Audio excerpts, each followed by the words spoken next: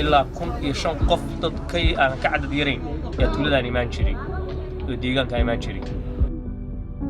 ده عوضة إثيوبيا وذكوب كدين يا ضادك وكل مقيم بيرمل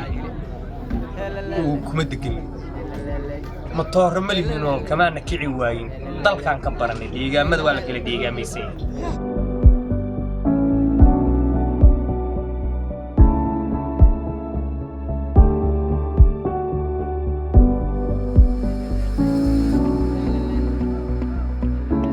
dadkaana nafba waxay la gashay inay ka soo xaabaystaan halka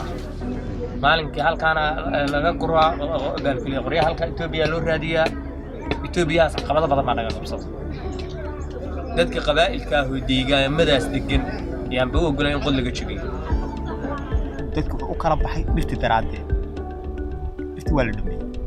wax yar baa ka haray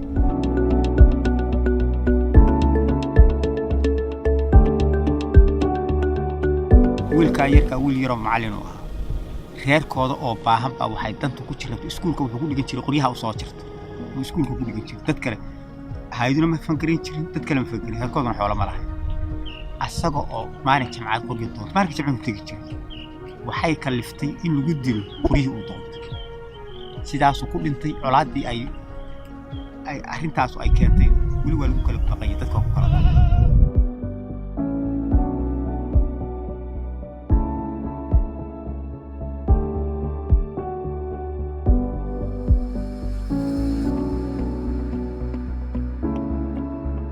saamayntii ay cimilada u keentay iyo tii ay bulshada u keentay markay iskaalmaysteen noloshoodii waxay dhigtay heer bini'aadanimada aad ugu xun waxaan la fariisanay waxgaradka ileejka